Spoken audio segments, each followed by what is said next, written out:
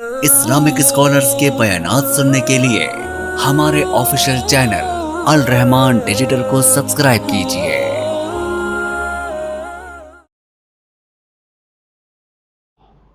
کہنے کو ہم سارے مسلمان، کہنے کو ہم سارے اللہ والے، کہنے کو ہم سارے اسلام پر مر مٹنے والے، اسلام پر مر مٹنے کے لیے ہم میں سے ہر بندہ تیار ہے، اسلام پر عمل کرنے کے لیے تیار نہیں۔ عمل کرنا مشکل ہے، مر مٹنا آسان ہے۔ مر مٹنے کے لیے اٹھ کھڑا ہونا، وہ تو مر گیا، ختم ہو گیا۔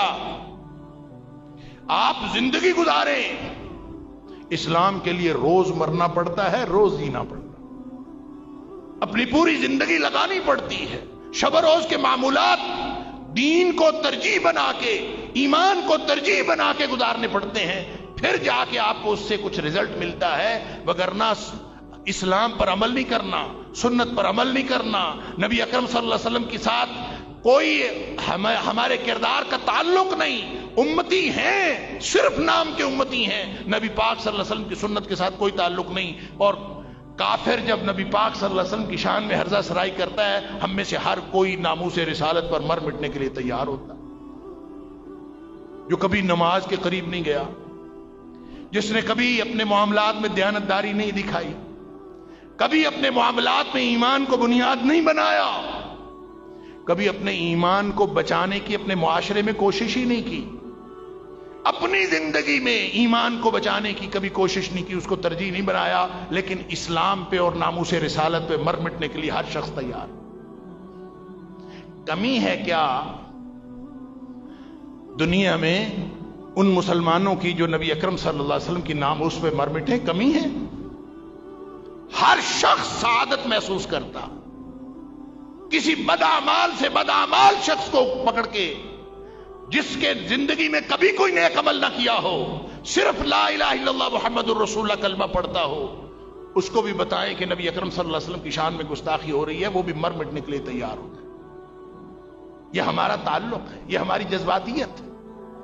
لیکن نبی اکرم صلی اللہ علیہ وسلم کی ناموس، جو نبی پاک صلی اللہ علیہ وسلم ہمیں کہہ گئے کہ بھائی میری ناموس کا تعلق میرے دین پر عمل کرنے سے ہے، میری ناموس کا تعلق میری سنت پر عمل کرنے سے ہے، میری ناموس کا تعلق میری لائی ہوئی ہدایت پر زندگی کی گزارنے سے ہے۔ اگر تم میری لائی ہوئی ہدایت پر زندگی گزارو گے، میری ناموس کا تحفظ اس طرح ہو، وگرنہ وہ جو معاملہ ہے کہ کافر نبی پاک صلی اللہ علیہ وسلم کی حیات طیبہ میں بھی گستاخی کرتا رہا اور قیامت تک گستاخی کرتا رہے گا، اس کے لیے اللہ نے خود ذمہ داری اٹھائی۔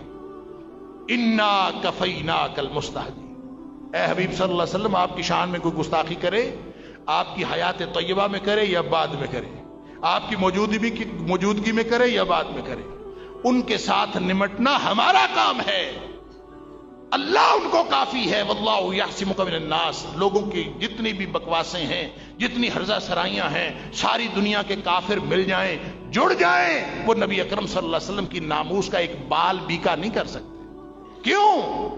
اللہ حفاظت کرنے والا۔ امتیوں، مسئلہ تمہارا ہے، اپنی فکر کرو،